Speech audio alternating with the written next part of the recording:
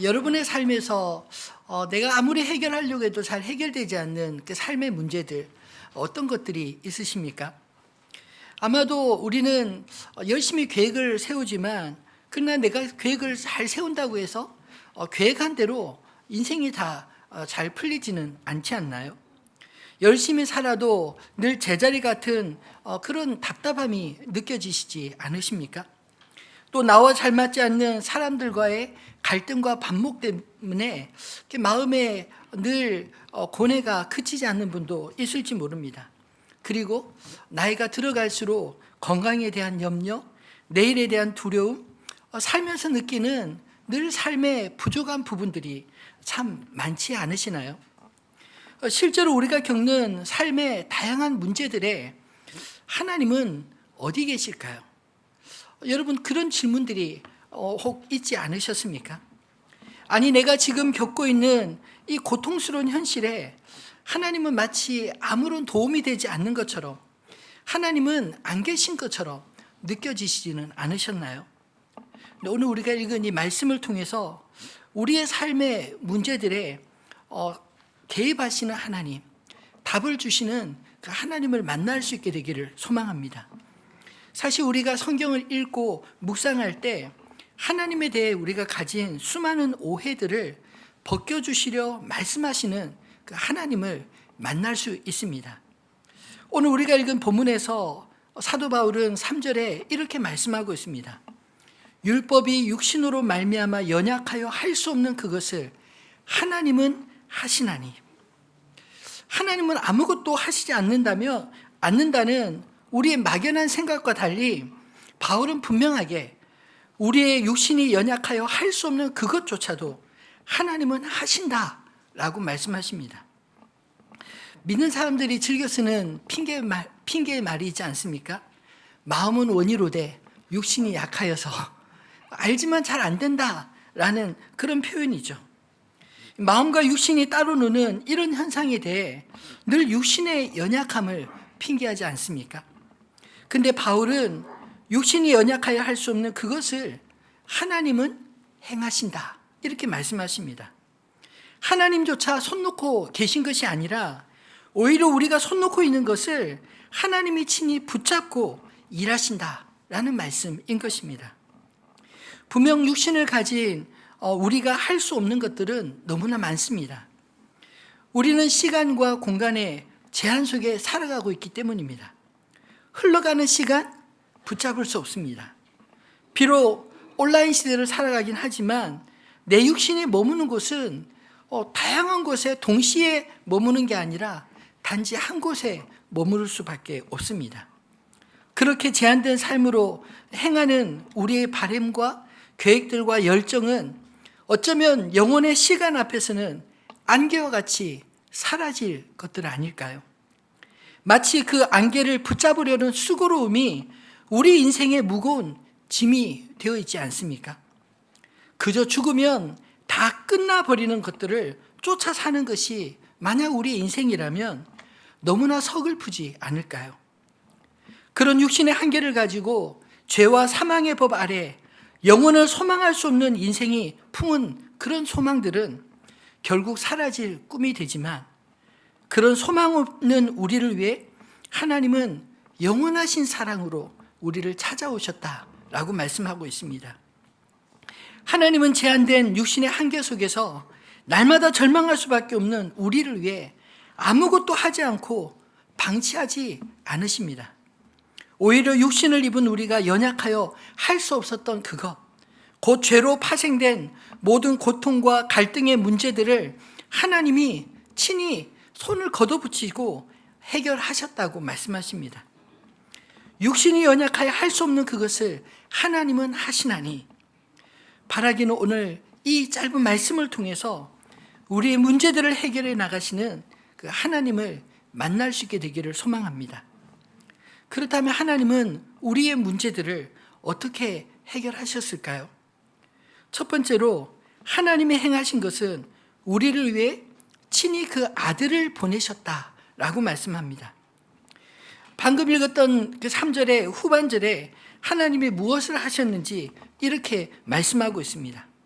하나님은 하시나니 곧 죄로 말미암아 자기 아들을 죄 있는 육신의 모양으로 보내어 육신의 죄를 정하사 육신을 따르지 않고 그 영을 따라 행하는 우리에게 율법의 요구가 이루어지게 하려 하심이니라.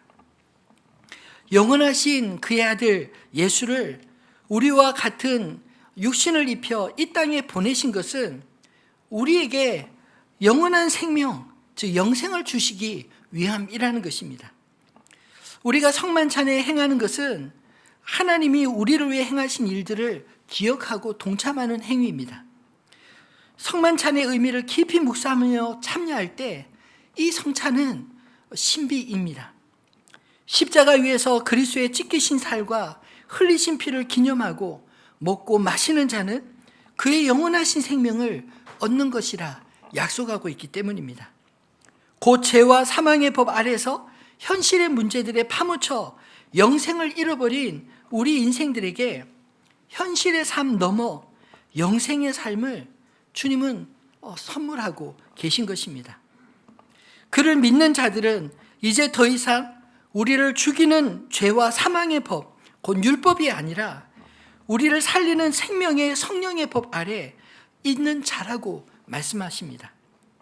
그러므로 율법은 우리의 죄를 고발하여 그 아래 우리를 가두지만 생명의 성령의 법은 우리를 그리스도 예수 안에 속하여 그의 생명으로 거듭나게 하십니다. 우리가 흔히 말하는 중생, 거듭남은 하나님과 그리스도 예수 안에 있는 나를 행위가 아닌 관계의 끈으로 묶어주는 열쇠인 것입니다. 많은 사람들이 거듭남에 대해서 회의적인 모습은 갖는 이유는 거듭났다면 이렇게 살아야 되는데 행동을 먼저 생각하기 때문 아닌가요? 그러나 사실 거듭남은 새롭게 탄생하는 생명을 의미합니다. 우리가 아이가 태어나면 그 아이에게 사실 태어나자마자 그 아이에게 걸으라고 말해보라고 또 공부시켜서 풀어보라고 시험 잘 치라고 이렇게 요구하지 않습니다. 어린 생명을 바라볼 때 그 자체만으로 기쁨이 됩니다. 그 생명 자체가 신비이지 않나요? 영적으로 거듭남도 저는 동일하다고 생각합니다. 우리가 영적으로 거듭나는 것이 모든 것을 판단하고 분별하고 행할 수 있는 능력을 가진 청년이나 어른으로 태어나는 것이 아니라 영적으로는 갓난아이로 태어나는 것을 의미합니다. 하나님 나라에서 우리는 아는 것이 별로 없습니다. 그런데 하나님의 그 사랑을 느끼고 그리고 가족의 사랑, 공동체의 사랑을 받으면서 점점 내가 이 가정의 한 가족이구나. 나를 부모님이 사랑하는구나. 형제 자매가 나를 예뻐하는구나. 이것을 배우면서 살아가지 않나요? 그러면서 그 가정의 가풍도 익히고 또 부모님의 말씀을 따라서 해야 될 것과 하지 않아야 될 것을 분별하고 점점점 우리가 성장해 가는 것입니다. 마찬가지라고 생각합니다. 여러분, 우리가 거듭난다고 하는 것은 하나님의 가족이 되었다라는 것을 의미합니다. 거듭나서 모든 것을 다 알고 모든 것을 다 행하는 것이 아니라 거듭나서 이제 하나님의 자녀로 태어나서 하나님 나라의 거룩한 백성의 신분을 갖게 되었다는 것을 의미합니다. 그러므로 우리가 거듭남에 대해 오해하지 말아야 될 것은 거듭남은 영생의 완성이 아니라 영생의 삶의 시작점인 것입니다. 거듭남은 우리의 믿음의 목적지가 아니라 하나님 자녀의 신분으로 새롭게 시작하는 출발 지점인 것입니다. 우리는 하나님의 자녀로 영적으로 거듭났지만 모든 것을 다 아는 어른으로 태어난 것이 아니라 하나님의 나라에서 가장 연약한 자, 갓난아이와 같이 돌봄과 사랑이 필요한 유아로 태어나서 그 유아기를 거쳐 옳고 그름을 배워가는 유년기를 지나고 그리고 스스로 책임 있는 존재가 되는 청년기로 성장하게 됩니다. 그리고 정말 성숙한 사람은요, 사랑하는 사람을 위해 자신을 기꺼이 헌신할 수 있는 장성한 신앙인이 되어 하나님 나라의 책임감 있는 구성원이 되고 마침내 이 땅에 제한된 육신을 벗을 때 우리가 주님과 같은 부활의 몸을 입고 영원히 산자의 하나님과 영원한 생명을 누리는 것을 의미하는 것입니다. 이 영혼의 생명이 그리스도 예수 안에서 거듭난 사람들에게 주어진 영생이라 말하는 것입니다. 거듭난 하나님의 자녀들은 이 땅에서 영생의 삶을 살아가는 법을 배우는 과정들을 거칩니다. 하나님의 자녀들에게 인생의 모든 문제들은 극복해야 될 과정이 아니라 어쩌면 하나님의 사람임을 경험하고 배워가는 그런 삶의 과정들이 아닐까요? 그리스도 예수 안에서 거듭난 생명은 영적으로는 갓난아이라도 성인과 동일한 한 생명체로 태어납니다.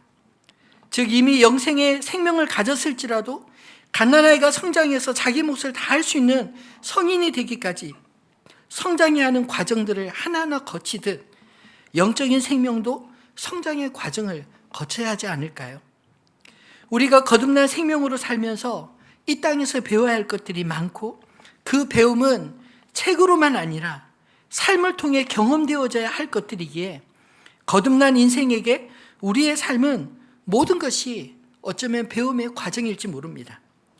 기쁨도 고난도, 성공도 실패도, 즐거움도 미움도 마치 전도서의 말씀처럼 우리 인생을 통해 영원하신 하나님을 알아가고 경외하며 사모하게 하시는 하나님의 놀라운 섭리 안에 있는 게 아닐까요?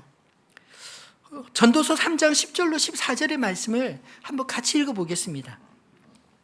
하나님이 인생들에게 노고를 주사 애쓰게 하신 것을 내가 보았노라. 하나님이 모든 것을 지으시되 때를 따라 아름답게 하셨고 또 사람들에게는 영혼을 사모하는 마음을 주셨느니라. 그러나 하나님이 하시는 일의 시종을 사람으로 측량할 수 없게 하셨도다. 사람들이 사는 동안에 없는 줄을 내가 알았고 사람마다 먹고 마시는 것과 수고함으로 낙을 누리는 그것이 하나님의 선물인 줄도 또한 알았도다. 하나님의 행하시는 모든 것은 영원히 있을 것이라. 그 위에 더할 수도 없고 그것에서 덜 할 수도 없나니 하나님이 이같이 행하심은 사람들이 그의 앞에서 경외하게 하려 하심인 줄을 내가 알았도다. 아멘. 이 말씀은 사실 모든 것이 다 때가 있다. 해 아래 새 것이 없다. 이렇게 말씀하시면서 이어지는 말씀입니다. 여러분, 우리가 살면서 느끼는 모든 것들, 사실 이 모든 것들은 하나님 안에서 우리가 다 이해할 수 없고 헤아릴 수 없지만, 그러나 분명한 것은 이 모든 과정을 통해 하나님 앞에 서는 삶을 훈련한다는 그 사실 아닌가요? 그의 앞에서 경외하게 하려 하신 줄을 내가 알았도다. 이렇게 말하고 있는 것처럼 우리는 우리 인생의 제한된 삶을 통해 전능하신 하나님을 의지하고 그 앞에서 경외하는 법을 배우게 되는 줄 믿습니다. 그러므로 거듭난 인생은 이제 단지 우리 육신을 탓하며 육신을 따르며 살아갈 것이 아니라 자신 안에 새 생명을 주신 하나님의 영, 곧 성령을 따라 살아야 하지 않을까요? 예수님께서도 내 아버지께서 이제까지 일하시니 나도 일한다, 이렇게 말씀하신 것처럼 그리스도 예수 안에 있는 우리도 이제는 하나님 아버지의 일을 하며 살아야 하지 않을까요? 그것은 곧 성령에 따라 사는 삶을 의미하는 것이고 또 그리스도 예수 안에 있는 자의 삶의 방식인 것입니다. 그것은 그리스도 예수 밖에서 주님과 전혀 상관없이 사는 삶이 아니라 이제는 내 안에 거듭난 인생으로 그리스도 예수 안에서 옛사람과 다른 삶의 변화들이 나타나는 것입니다. 예전에는 하나님을 아버지라 부를 수 없었지만 이제는 내 인생의 모든 문제들에 하나님 아버지를 의지하고 하나님 아버지께 답을 구하고 하나님 아버지의 도우심을 경험하는 그런 삶을 사는 것, 이것이 어떻게 하나님 아버지를 모르는 인생과 같을 수 있을까요? 바라기는 저 여러분이 그의 영 성령을 따라 하나님 아버지의 자녀로 믿음의 삶을 살아나가는 저 여러분 되기를 소망합니다. 두 번째로 하나님이 행하신 것은 우리를 죄에서 해방시키셨다 말씀하십니다. 죄의 권세가 무엇인가요? 로마서의 3장 23절에 모든 사람이 죄를 범하였으며 하나님 영광이 이르지 못하더니 라고 말씀하시고, 또 6장에서도 죄의 삭은 사망이라고 분명히 말씀하지 않습니까? 사실 하나님을 떠난 인생, 하나님과 상관없이 사는 인생의 한계는 그 죄의 올무에서부터 벗어날 수 없다는 것입니다. 우리가 당하고 있는, 우리가 직면하고 있는 모든 삶의 무거운 짐들, 모든 삶의 문제들은 바로 하나님과 상관없이 살아가는 삶으로부터 파생된 그런 문제들이라고 말하고 있습니다. 그 문제들의 결국은 무엇인가요? 죽음이 끝이라는 것 아니겠습니까? 죽음이 끝인 인생에는 사실 모든 것들이 사라질 것을 위해 몸부림치는 고통뿐 아닐까요? 이 땅의 수고와 노력들이 사라질 안개를 붙잡으려는 것과 같다면 우리 인생이 얼마나 허무하겠습니까? 그것을 바울은 죄와 사망의 법 아래 사는 인생이라 이렇게 표현하고 있습니다. 우리의 수고와 고통의 문제를 하나님도 눈 감고 계실까요? 아닙니다. 육신의 한계 속에서 늘 핑계만 대며 결코 우리가 극복할 수 없는 문제들을 하나님은 하신다고 말씀하십니다. 이 하나님은 하시나니 라는 의미가 무엇일까요? 하나님은 살아계신다는 뜻 아니겠습니까? 살아계시는 분위기에 우리가 기도하고 질문하면 응답하십니다. 또한 하나님은 행동하시는 분이십니다. 성경의 말씀들은 하나님이 말씀하실 뿐 아니라 친히 우리의 역사 속에 개입하시고 주도하신다. 이것을 구약 성경을 통해 보여주고 있지 않나요? 자연의 현상이든 나라 간의 분쟁이든 하나님의 보이지 않는 손길이 미치지 않는 것이 없다는 것을 성경에 분명히 말씀하고 있지 않나요? 그 하나님은 또한 사랑하십니다. 사랑하시기에 우상 숭배하는 하나님의 백성들에게 질투를 느끼기도 하시고 때로 돌아오기까지 인내하며 기다리시기도 하십니다. 그래서 궁극적으로 우리를 위한 하나님의 뜻을 온전히 이루어 가시며 그 사랑으로 우리의 삶을 주도해 가시지 않나요? 그러므로 이 모든 하나님의 속성들이 말하고 있는 것은 하나님이 친히 그 사랑하시는 자를 얽매이는 모든 죄와 고통의 문제로부터 해방하시는 방향으로 우리를 위하여 친히 일하신다. 이렇게 말씀하고 있는 것입니다. 죄로부터 파생되는 모든 미움과 갈등은 결국 우리로 하나님의 평강을 갈망하게 하지 않나요? 그리고 하나님께로 우리를 인도해 갈 것입니다. 그러나 죄가 우리를 하나님께 인도한다고 하더라도 죄에서 우리가 해방된 자유를 지속적으로 누리는 것은 우리가 그리스도 예수 안에 거하는 새로운 삶의 방식으로 살아야 하지 않을까요? 그것을 바울은 4절에 육신을 따르지 않고 그 영을 따라 행하는 우리에게 율법의 요구가 이루어지게 하셨다. 이렇게 설명하고 있습니다. 율법, 즉 공의의 법과 생명의 성령의 법, 사랑의 법이 충돌되지 않고 만나는 지점은 십자가입니다. 십자가 없는 율법은 우리를 정죄하고 죽이는 죄와 사망의 법으로 작동하지만 율법이 십자가를 만나 그 아들의 영을 따라 행하는 자들에게는 율법의 요구, 즉 의인의 기준으로 나의 의가 아닌 하나님의 의가 덧입혀지는 것입니다. 이것이 우리가 흔히 말하는 칭의의 개념 아니겠습니까? 내가 의로워서 구원을 받는 것이 아니라 의로우신 주님의 의가 그를 믿는 자들에게 덧입혀져서 우리로 하나님 앞에 의인으로 서게 하신다. 이 말씀인 것입니다. 그러므로 오늘 본문 1절 2절에 그러므로 이제 그리스도 예수 안에 있는 자에게는 결코 정죄함이 없나니 이는 그리스도 예수 안에 있는 생명의 성령의 법이 죄와 사망의 법에서 너를 해방하였습니다. 이렇게 말하고 있는 것입니다. 여러분, 우리가 죄와 사망의 법에서 해방될 수 있는 유일한 방법이 무엇입니까?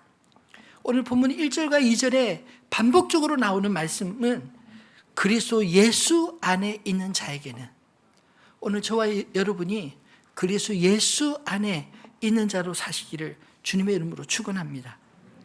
나의 의를 구하면 육신의 연약함을 탓하며 늘 넘어질 수밖에 없는 인생이지만 내가 넘어져도 오뚜기처럼 언제나 벌떡벌떡 일어날 수 있는 비결은 나를 구원하신 하나님의 의가 우리의 믿음 위에 덧입혀져 죄의 권세, 사망의 권세가 아니라 생명의 성령의 법, 은혜의 권세 아래 우리로 살게 하시기 때문입니다. 바라기는 육신을 따르지 않고 그리스도를 믿음으로 그 영을 따라 행함으로 우리 안에 언제나 이 하나님의 은혜가 작동하는 그런 삶을 살아가는 저 여러분 되기를 소망합니다. 율법이 요구하는 것이 무엇인가요?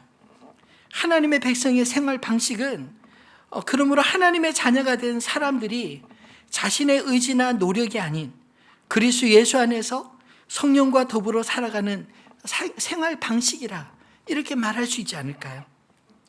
육신으로는 할 수 없지만 성령 안에서는 얼마든지 가능합니다. 이 모든 일들이 어떻게 가능하게 되었다고 성경은 기록합니까?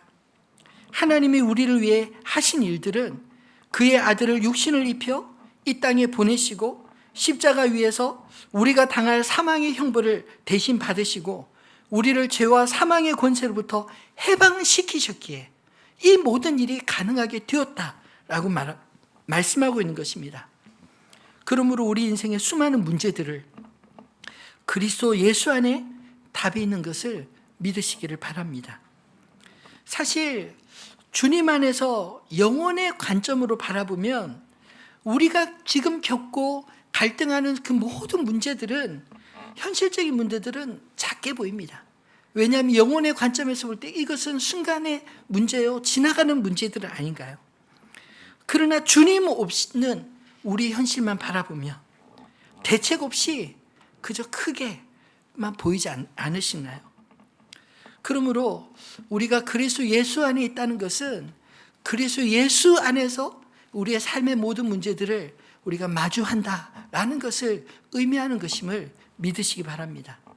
요한복음 15장 7절에 너희가 내 안에 내 말이 너희 안에 거하면 너희가 무엇인지 원하는 대로 구하라.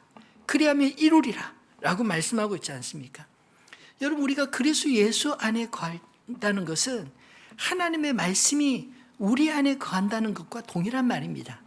즉 내가 주님의 편이 된다는 것은 하나님의 말씀의 통치 아래 내가 거하고 그의 말씀 안에 살아가게 될 때 그 말씀을 붙들고 기도하는 모든 일들에 하나님이 친히 응답하시고 하나님이 그의 인생을 주도하시고 이끌어 가시겠다. 하나님의 열심히 이루시겠다. 이런 뜻인 것입니다. 우리에게 그의 아들까지 내어주신 하나님 아버지가 우리 편이심을 믿으시기 바랍니다.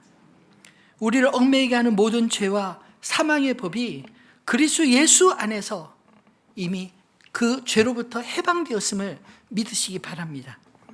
인생의 모든 수고와 아픔조차 나를 지으시고 나를 사랑하사 구원하신 하나님 아버지가 계시면 그분 안에서 넉넉히 이기며 오히려 그 모든 삶의 문제들이 하나님을 경험하는 통로가 됨을 경험하는 저 여러분 되기를 주님의 이름으로 축원합니다.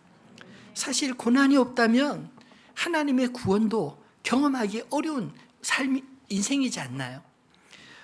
결핍이 없다면 풍성하게 채우시는 하나님의 은혜를 우리가 어떻게 할 수 있겠습니까? 그래서 적절한 고난과 결핍은 그것이 저주가 아니라 오히려 하나님을 만나는 통로가 될 수 있습니다. 주님의 이름, 주님 앞에 가지고 나아가 기도하고 주의 도우시는 은혜를 경험하며 그 속에서 살아계신 하나님을 경험하는 그런 복된 저와 여러분 되시기를 주님의 이름으로 축원합니다. 말씀을 맺겠습니다. 여러분, 내 안에 인생에 답이 없다고 낙심하지 마시기 바랍니다. 오직 그리스도 예수 안에 답이 있음을 믿음으로 사는 저와 여러분 되기를 소망합니다. 기억하십시오. 나는 못해도 하나님은 하십니다. 내가 할 수 없다고 하나님 아버지도 할 수 없는 것이 결코 아닙니다. 우리가 믿음이 있느냐 없느냐 하는 것은 교회 잘 나오느냐 안 나오느냐 그 차이보다 사실은 더 큰 것이 하나님이 나의 인생에 어떤 분이시냐 이 사실을 기억하는 것입니다. 만약 우리가 예수를 믿노라 하면서도 정작 내 인생의 문제들 앞에서 쪼그라들고 하나님은 보지 못하고 그 문제만 앞에서 낙심하며 좌절한다면 우리의 믿음이 어디에 쓰겠습니까? 그러나 우리의 삶이 비록 내가 감당치 못할 어려움을 만난다 할지라도 그 문제 넘어 계신 하나님, 그 문제를 통제하고 계신 그 하나님을 바라보며 주님의 은혜를 구하고 그 문제들을 구원하시는 그 하나님을 경험하게 될 때, 우리가 복음서에서 예수님과 함께했던 제자들이 풍랑 속에서 풍랑을 잠잠케 하시는 주님을 바라보면서 저가 뉘시기에 그렇게 고백하는 것처럼 우리의 믿음이 전능하신 하나님을 만나는 그런 은혜를 덧입게 될 줄로 믿습니다. 이 믿음이 우리를 삶의 모든 문제들과 함께 하나님 아버지께로 한 걸음 한 걸음 나아가게 하는 것 아닐까요? 이 믿음이 없다면 우리는 끊임없이 우리가 해결하기 버거운 현실의 문제들에 그 족쇄에 갇혀 버릴 수밖에 없지만, 우리의 아버지께서 우리와 함께 하심을 믿을 때 우리는 주님과 함께 현실을 딛고 영원을 살아가는 지혜를 배우게 될 줄 믿습니다. 그러므로 우리 인생의 모든 문제들의 진정한 답은 그리스도 예수 안에 있다라고 말하시지 않을까요? 나는 답이 없는 인생이지만 그리스도 예수 안에는 답이 있습니다. 우리 현실의 문제가 아무리 답답하여 사방이 우겨쌈을 당하는 것 같을지라도 막힌 담들만 보지 마시고 열린 하늘을 바라보며 우리를 도우시는 하나님 아버지께 나아가시기를 바랍니다. 그리스도 예수 안에는 능력이 있습니다. 빌립보서 4장 13절에 내게 능력 주시는 자 안에서 내가 모든 것을 할 수 있느니라. 바울은 그런 능력을 날마다 경험한 사람입니다. 혼자 감당하기 버거운 그런 수많은 일을 만났지만 바울이 넉넉히 이길 수 있었던 것은 내게 능력 주시는 주님, 그 주님을 믿었고 그 주님 안에서 내가 모든 것을 담당할 수 있었노라, 그렇게 고백하고 있지 않나요? 하나님의 능력이 믿는 자에게 임하시는 줄 믿으시기 바랍니다. 그러므로 내 인생의 현실의 장막을 만날 때 두려움과 염려가 작동하는 것이 아니라 오히려 우리 안에 믿음이 작동하는 법을 우리가 배워나가기를 소망합니다. 어떻게 해요? 문제가 생길 때마다 내가 누구인지를 기억하는 것입니다. 하나님이 나와 상관없는 인생이라면 하나님을 찾지 않고 사람을 찾거나 다른 방법을 찾겠죠.